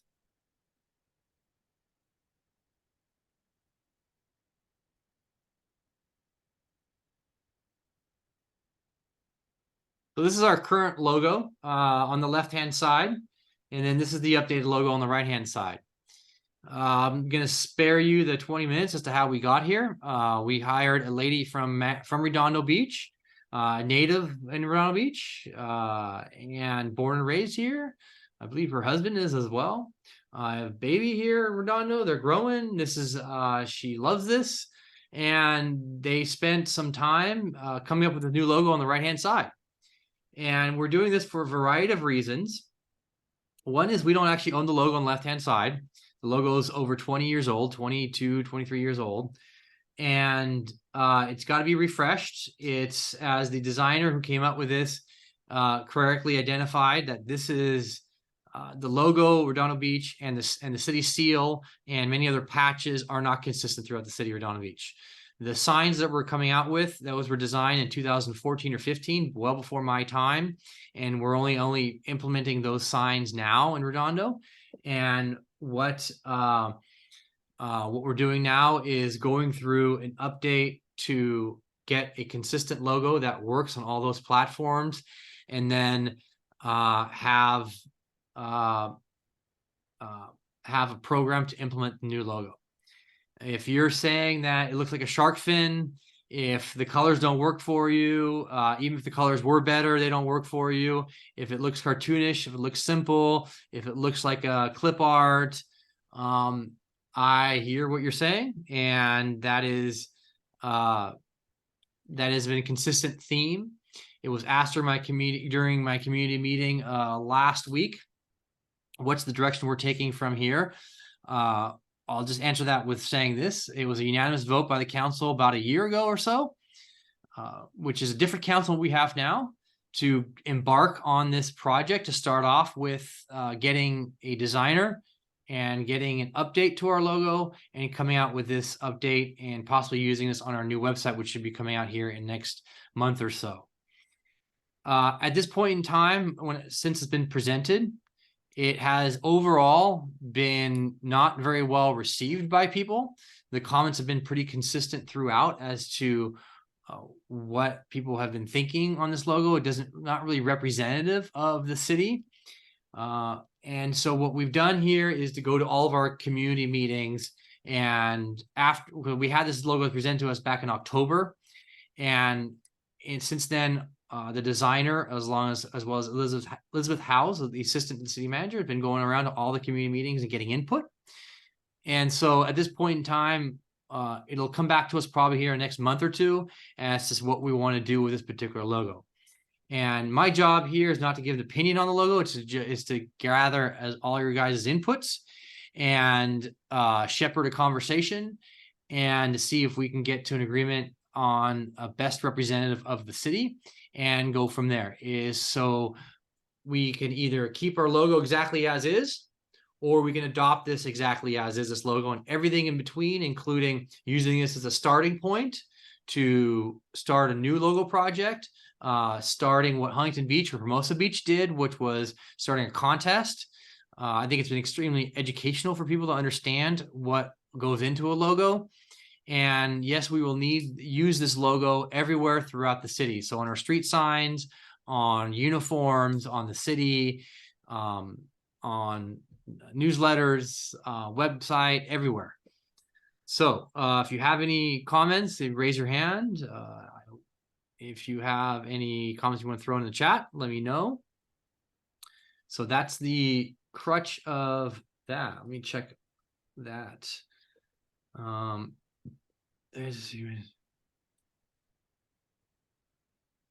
Okay, don't spend money on the city rebranding. And street color change from green to blue. Blue is Manhattan Beach. You know what's funny with the street signs? So when it was recommended to do the street sign change to blue, Manhattan Beach did not have a blue. And in the time that they made the recommendation in 2014-15, right in there, to now when they're coming out with the new street signs, Manhattan Beach changed to blue and updated things. So that's the history on that. Katie, your hand is up. Go ahead and there you go. Are you referring to the street signs that look like they're purple? They're like so dark. I thought they were purple and yellow. I thought they were like Lakers colors or something. I didn't understand what that was. Yes, I'm referring. Yeah, you're right. Okay. I think a contest would be good. I don't care for this logo, and I like our old logo, but a contest. That's my vote. Thank you. Thank you, Katie. I appreciate that. Yeah, you know, I'm really seeing a successful logo. Huntington Beach did a logo. The guy got paid $50, 1974, 78, 68, 74, 78, something like that. Hermosa Beach did a contest, and Huntington Beach just adopted the guy's logo as is. Hermosa Beach took a logo design that was voted on by the residents, and then they updated that, and that's what they currently use right now. So I've seen a lot of different designs that people have come out with. So I think that's not a bad idea at all. Come up with a design, and we can throw this in there as well into the mix, what people want, and kind of go from there. To me, this logo needs to be buy-in from the residents. We've gotten a lot of input, and the input so far has been consistently that they want to see something different, and they're confused by this current logo design. All right, not seeing any other comments. If you do, jump in now before I go on to the next topic. Veterans Park agreement. So we have two in was it November? I think it was first meeting in November, maybe last meeting in October. We have two vendors coming in, Made by Meg, who's operating here Redondo Beach, has a place right on PCH Torrance Boulevard. And she also owns or runs the La Venta Inn as an events location. And then we had Chef Dora, who has a kitchen on Catalina, the building on Catalina and Garnet, I want to say. Yeah, Garnet. And it's the old retro looking building. And both of them came up with ideas for the Veterans Park old library. We had a long discussion on that. One of the things that came out from it that I really harked on is that, you know, the library it's in the coastal zone. We need to be having the library accessible to all for low cost. In addition to that, I really harked on and wanted to have some sort of cafe there as well, because the cafe is vital, I think, in order to get people there to be able to use it. And we also want, Mayor Brand wanted, I should say, make sure that the location is available to people for the art events. For instance, the Art 101 location event that we had in September, as well as other community events. And one of the things I brought up as well was that just the ability for the community to rent out one of the rooms. There's multiple rooms in that location. Just having the ability to rent out the rooms for meetings or yoga or sound baths or you know, just small events, birthday parties or something is important, because the old library, as made a comment just made, right, it should stay public and should be public, but we do need to pay for it. It needs a lot of work, and the people who will be doing the agreement with them will be doing a tremendous amount of work on that location as well, and they need to make money on it as well. So there's got to be some sort of a hybrid mix for that location. And city hasn't had any income on that location for quite a while, and there needs to be updates to the building, such as the elevator and the windows and carpet. These are all things that we're paying for, really have in our budget, we're moving forward with. There was a great presentation made by both of them, actually. So Lisa, I see your vote on there. It's cool. Thank you. All right. Let's see, Avenue A Walkpath. Any of you guys use the Esplanade or the walk paths going down to the beach? Well, let me cue this up for you. Let's see here. Share my screen. To give you a quick rundown, the walk path was shut down about basically 2 years ago because of unsafe conditions on Avenue A leading down to the beach. And this is the current project location. You can see right here, this is the current path going down. Right here, here's where it starts off at on Avenue A, and here's what ends up on the bike path. And this has literally collapsed in the time that it's been shut down. I will say, any project that gets built has to be built with ADA compliance, which means there's roughly a 900-foot, let me see if I can get a quality design here. There's not very many good designs. All right, well, you guys can see this really well. I'm going to zoom in on this, but this is the current design. It starts off here more towards Avenue B, and we'll run in this direction, and we'll have a go around here, and then we'll run down in this direction, another go around here, and then end up on the bike path roughly at Avenue A right here. So this is Avenue A down here. And this is the old location, right? Let's see here. I want to say right here, this is the old location. So this is basically the design, 50% design, that what they call it. It's gonna be going out to bid here in the next few months from LA County. This is LA County land, it's an LA County project. It shall be done ADA compliant. It has to be done ADA compliant.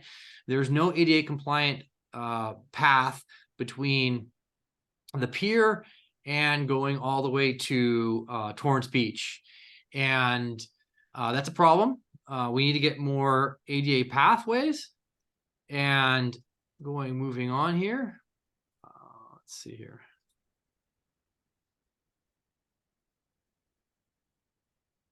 Let's see here. We have closer designs right here. This is supposed to start construction in fall of next year. So in a year from now, this is supposed to go to construction. And let's see here.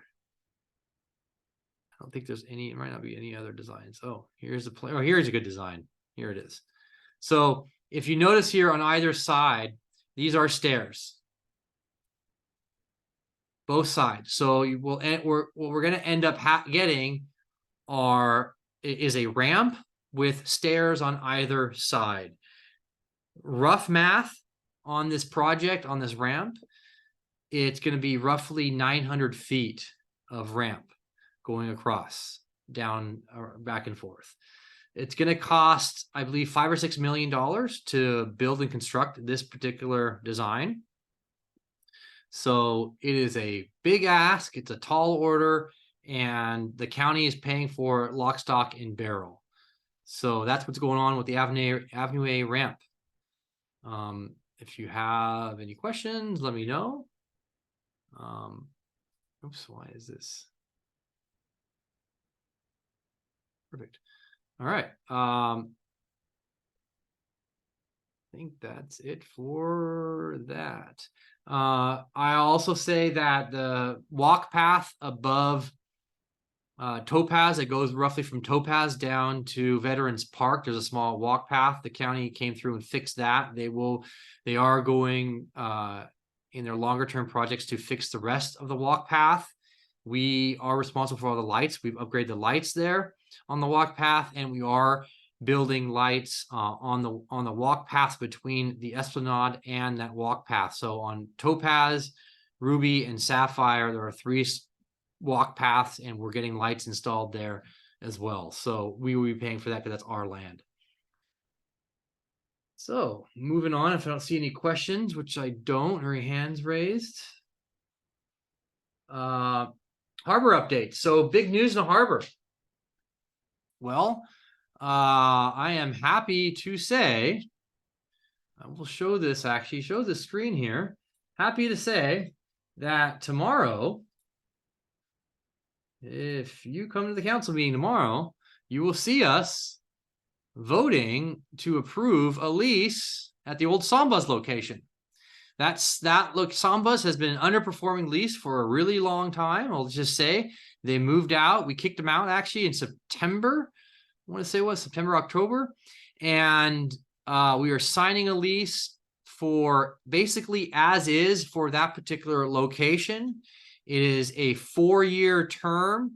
Right now, it's costing us anywhere between $7,000 and $10,000 a month to keep it empty. The reason why it costs so much is because we have a security guard that's there to make sure no equipment gets taken, that it doesn't get broken into, and to ensure that we have insurance and electricity and utilities and so on and so forth. So what does this lease represent? It represents $3,000 a month as minimum rent.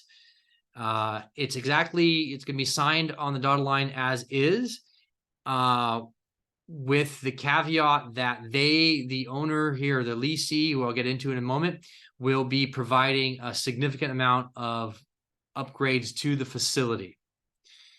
It's only a 4-year term. It's going to be Harbor Cantina Limited Liability Corporation.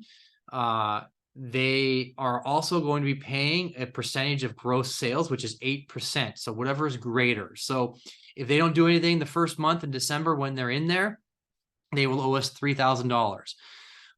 Remember, 8% of gross sales is roughly $33,000, $35,000 right in there. So if they do a minimum rent, minimum gross sales of $35,000, they will owe us more than the $3,000 of minimal rent.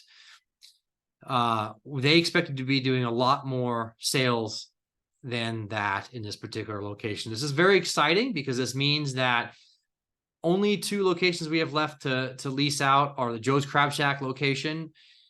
They went belly up, went bankrupt about a year ago, and just over a year ago, September of last year. And then the other site is the Fun Factory, and that's been sitting vacant since 2018, 19, I believe, 19, right in there. And so those are only 2 locations, 2 big locations that are left in Redondo, in the harbor, which means we are now officially collecting tremendous, probably not quite record revenue of rent in the city down there in the harbor, but definitely pre-COVID. We have most of the area down on the Upper Pier Plaza area rented out as well. There's very little left to rent out in the harbor. So a lot's happening in the harbor. We've got my next topic item, which I'll get into. No one has any questions on this right now. Put your hand up or make comments in the chat boxes. But if let's see, where was I going with that? Harbor Cantina. Oh, real quick before I move on. Harbor Cantina. Harbor Cantina is Chris Bredesen Jr. He owns the Rock. He's one of the owners of Rockefeller. He's one of the owners of, or is the owner of one of the owners of Mexican Riviera. He owns Captain Kids, one of the owners down there. He's working with the owner of R10, who has many other restaurants. So they came together, Chris and him came together to rent out this particular location. They're calling it the King Harbor Cantina. And I believe the theme is going to be Mexican Riviera style cantina down there in the harbor. So they're going to be having events down there. They will be having a full-blown restaurant down there in the harbor, and moving forward with getting that building, that facility up and running. And we'll probably be getting more rent out of that particular location than we ever have before, because that Sambas that was there for a long time was a highly underperforming rent since 2014, and needed a new owner to go in there. So next up on the agenda item here, we've got, I will put the logo up. Let's see.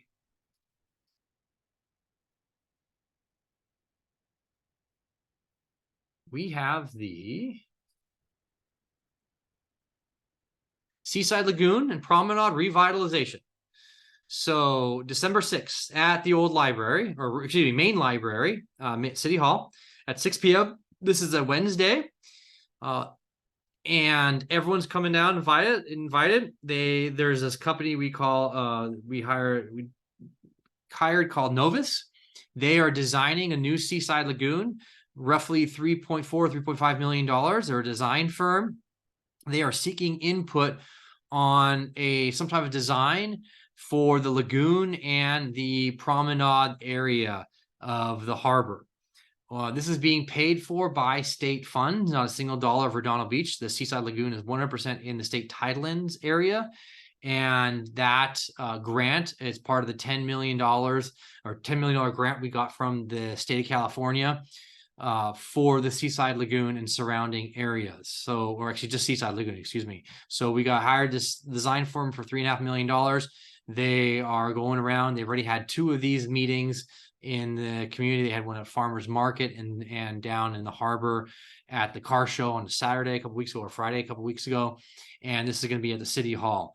Super important that everyone gives their opinions and ideas. Everything is welcome, and it should be a wonderful event. I think I'm going to try to go if I am not working, and there will be refreshments provided. So if you care about the harbor, you want to see what's happening, and you want to see what's input, give some input, what's happening down there in the lagoon and the harbor, the promenade, come on down. This is in addition to the educational facility at the Joe's Crab Shack location, in addition to the boat launch ramp. And one of the reasons why we're only signing a 4-year lease with the Harbor Cantina, King Harbor Cantina, is because within 5 years, we do expect to be breaking ground on a design and build for the boat launch ramp, which leads me up to the next item. So in what was it? October, I believe it was. October, we put out to RFP, the first meeting in October, we put a request for proposals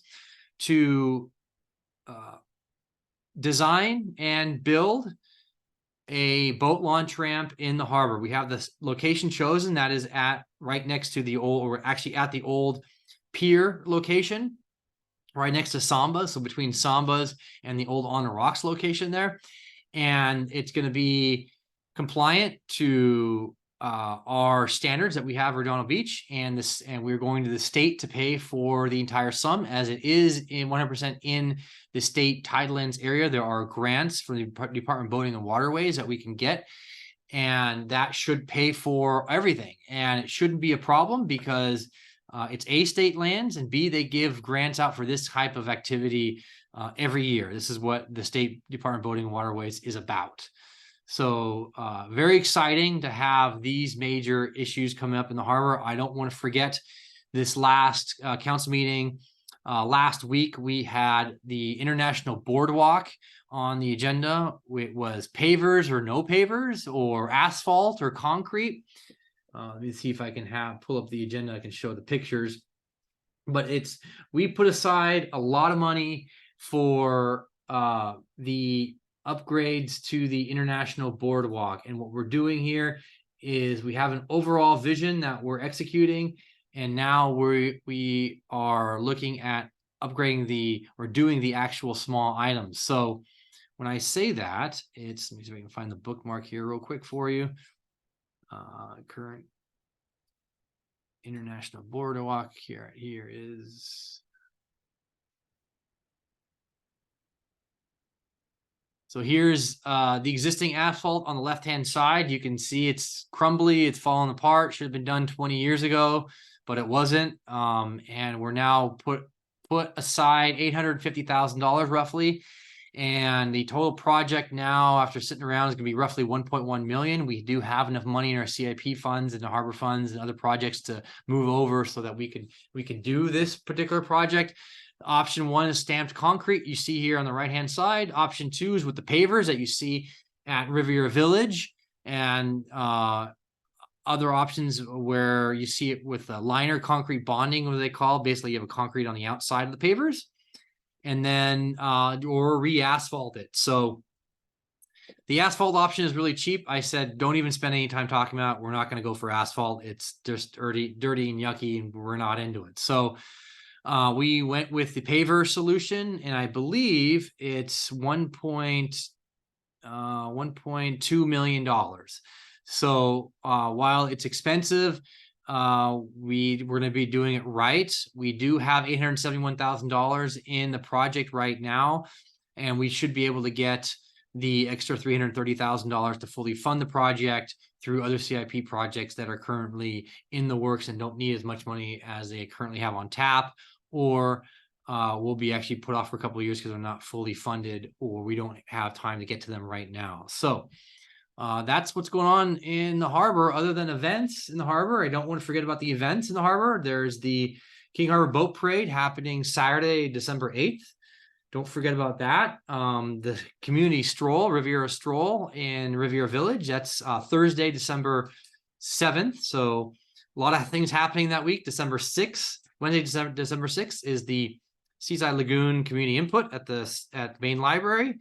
The next following night, the Riviera Village holiday stroll. Come on down for that. The streets are shut down, businesses are booming, and it's a really, really cool time. There will be a lot of cool things to do with your friends and family, from photo opportunities to music to a whole bunch of litany of cool things the Riviera Bid is doing. And of course, the King Harbor Boat Parade on Saturday night, December 8th. So that brings me to, let's see here.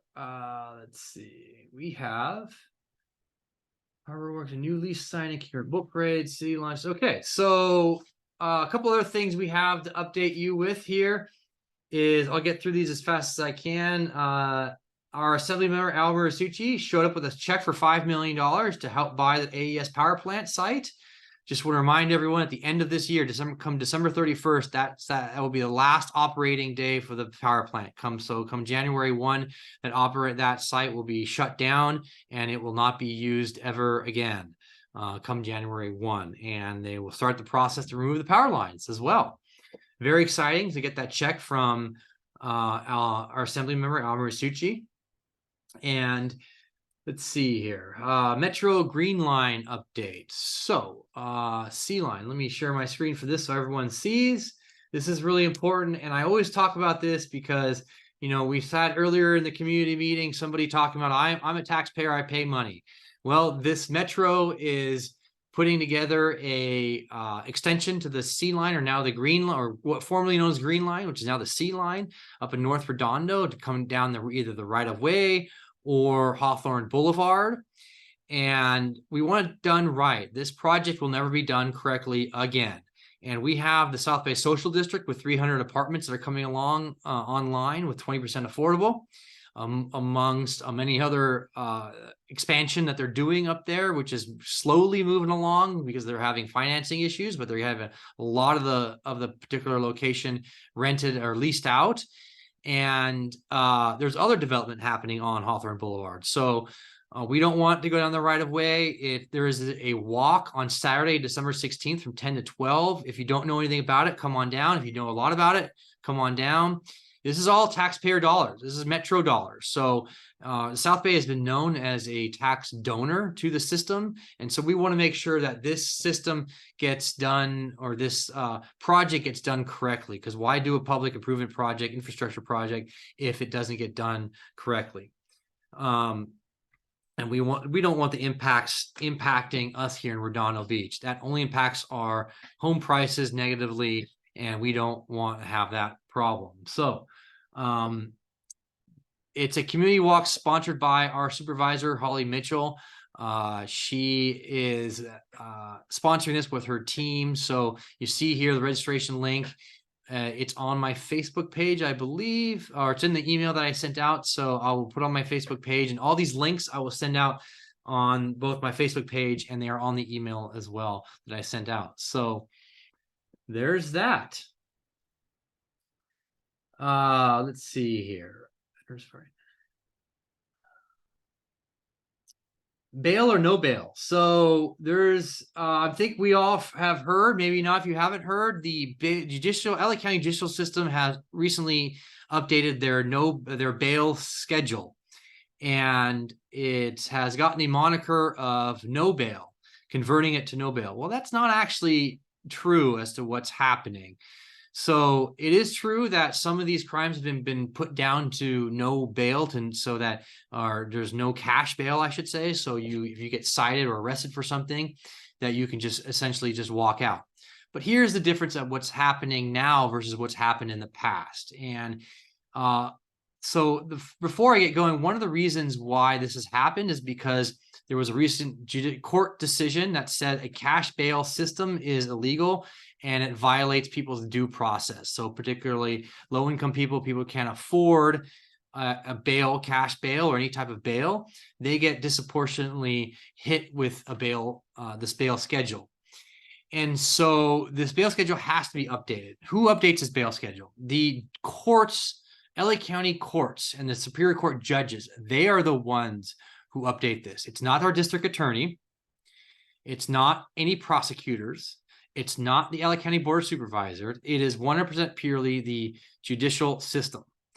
And the justices get there in one of two ways. They either get appointed or they get elected and confirmed by appointment, by a vote, or actually get elected by you, the voters. And they update the bail schedule every single year. And they came out with this bail update in July. And it didn't get news until it was implemented in September, October here. There were 12 or 13 cities that sued on this update. And I'll tell you right now, it's a complete premature lawsuit. They're saying it's going to be harmful to the community implementing this system.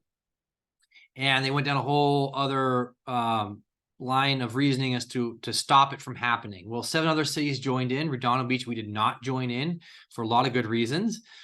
One of the reasons I'll tell you why is because, they are claiming, the people in this lawsuit, that it's going to harm the public. Well, in order to say it's going to harm the public, you actually have to have data to support that. Well, here's the other thing that this bail schedule does. It gets really complicated really quickly, and I'll just say this. The bail system that was currently in place, you would get cited, or your bail would be based upon the crime that you're being accused of. Now, when you get booked, and the judicial system, or just justices, have said, book everyone. Don't cite someone and release them. Bring them down to the station, process them, and book them. And when you book them and arrest them, we now have the ability to look in their past prior history. So what does that mean? In the past, when you get cited and arrested for something, you get a bail schedule based upon that one particular crime. Now, the magistrate review, it's called magistrate review, can look at this and say, you have these outstanding issues. We are going to set your bail, instead of $10,000, we're going to set your bail now at $30,000. And so the intent here and purpose is to start booking everyone to understand what is actually happening out there. Contrary to public belief and people's thinking, this has resulted not in less people being put into jail, but after they're booked and cited and arrested, but actually more people in jail. So these repeat offenders that everyone's worried about, whereas before they were able to skirt away from the problem, now they can't, because now if they're actually cited and booked and they go to magistrate review, where there's a judge who actually looks at the individual and says their past prior history, they can actually hold them and put them out for a larger bail than they had before. So they're working on this, they're updating the system, and they're moving forward with an updated system. It's important that people understand that, you know, the justice system, the judges, they're here for people's public safety as well. And I posted a link in my email that went out. It's a 2-hour video of something called Contract Cities. They got the sheriff and 2 police chiefs from LA County cities who support all of this. LA County Sheriff, who just got voted in a year ago, and some police chiefs from the area, LA County, all support this new bail system because they need tools to deal with a lot of the problems that we've been having. So I invite everyone to go ahead and watch the video I put out in my email link. I will put it I put it on Facebook already. It's 2 hours. It's long. It does get mind-numbing, but if you watch the whole thing, you will learn a lot about it. I learned a tremendous amount of information regarding the bail system, who updates it, how often it gets updated. So if anyone has any questions or comments, please raise your hand or put some comments in the chat box.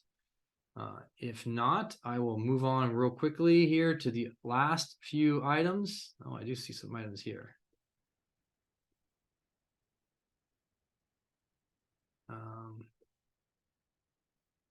So I really appreciate running on everything he's working on. Bill is a valuable tool, but it should not be based on the very high, not the wealth of the, exactly, not the wealth. You're right. Yes, I agree. Magistrate review based on pattern of criminality. And that's what this comes down to. It's pattern of criminality that this comes down to. So it's you're seeing a lot of changes in our criminal system for a whole host of different reasons. All right.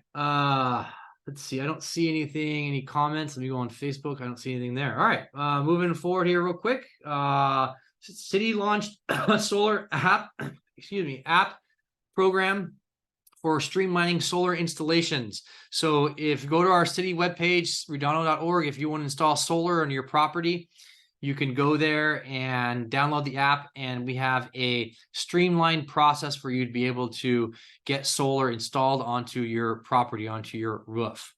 So that's something the city has just updated here in the last actually 2-3 weeks. So you can be the first one to download it if you want to get solar on your house. Metro Rail, let's see, Veterans Park, we had our salute there. We had some photos of the great event there at that location. Real quick, I will say that we signed a new contract for a budgeting software, which should result in faster creation of our budget, as well as less paper and a faster turnaround time for creating our budget and updating our budget. So anyone that's been a part of the budget process, we're getting a company who has a templating system where we just input pictures and information and numbers, and the program will automatically template that out, and we can update that with the numbers on the fly. It should be a very valuable program, and then be available online as PDF and as a website as well. So that's all about issues of transparency and updates, and this is because we're gotten a new finance director who has seen, all the things that I've talked about with transparency and openness. And she's from Florida, and she's worked with these programs before. So it's really, really cool to see these things happening. All right. Last but not least, I will go through real quick the agenda tomorrow. We have a lot of consent calendar items. We have 26 items on the consent item. Last week, we had 26 as well. We are a busy, busy city, including the one item that is a the lease in the harbor. We have our investment policy, which we discussion item tomorrow. We have a skate park for Public Art Commission for doing a skate park down there in the harbor, mural for the skate park down in the harbor. And we will do a Public Works Sustainability Commission for edge line striping for traffic calming around the city. So these again more traffic and public safety and pedestrian safety along our streets for encouraging slower speeds and helping things happen. So again, we're doing a lot here on improving our streets. So if there's nothing else that I forgot, I think that's the whole agenda. Let me make sure I got the events. King Harbor Boat Parade, Riviera update, the Harbor Walk, and I think that is it. So if anyone has anything else, raise your hand now. Hey, Nils, Or- the new lease in the harbor, what was there before? I missed that. Oh, sorry. For some reason I can't hear you. Jerry, can you say that again? Yeah, you mentioned the new lease in the harbor. Yeah. What was that old building? Who was there before? The Samba's building. It's the one across the way from R10. It's on the very corner. It's the older building. It's got blacked out windows. It's Samba's was the old Brazilian restaurant. Yeah, okay, thanks.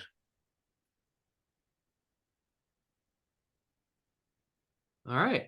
If no one has any other questions or comments, then I will see you guys. My next community meeting is December. It's the second Saturday of the month.